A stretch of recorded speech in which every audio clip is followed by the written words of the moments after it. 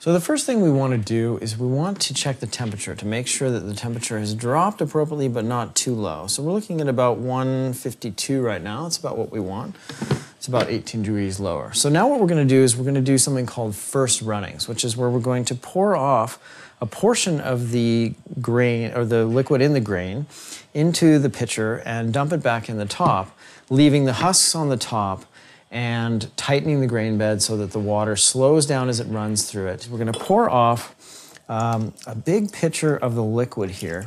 And if you notice, the liquid does have some husks and things in it. What we're going to do is we're going to be dumping all those husks back in the top, and they'll sit up on top, and we'll dump the liquid back in. It'll tighten the grain bed down a little bit, kind of like if you're tamping down an espresso machine. And then from there, we'll dump it back in.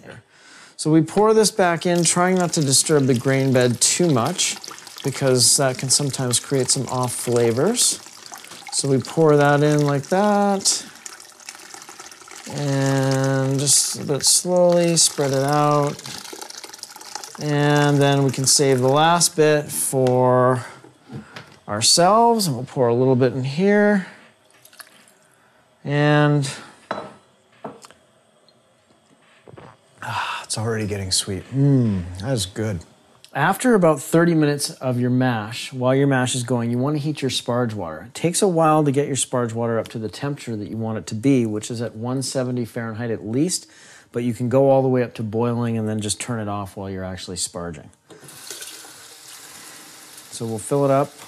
Usually you want the sparge water to be about 3/4 of the way in this pot, in the 5-gallon pot. And then you can put it on the stove, cover it up, and get it going. Okay, so let's check the temperature of our sparge water.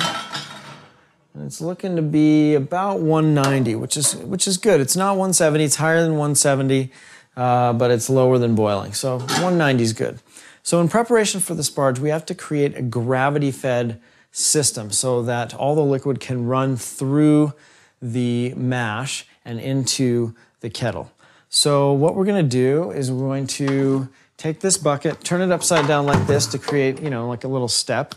Something like you do with a crate, the same way. So we'll lift this up, being very careful not to drop it because that would be a serious disaster. So we've got this. Now what we do is we grab this hose like this because you need something, your false bottom's in here, so the liquid's going to be draining out in here.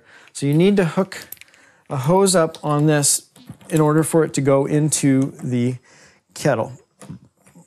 So once that's finished, then you are ready to sparge.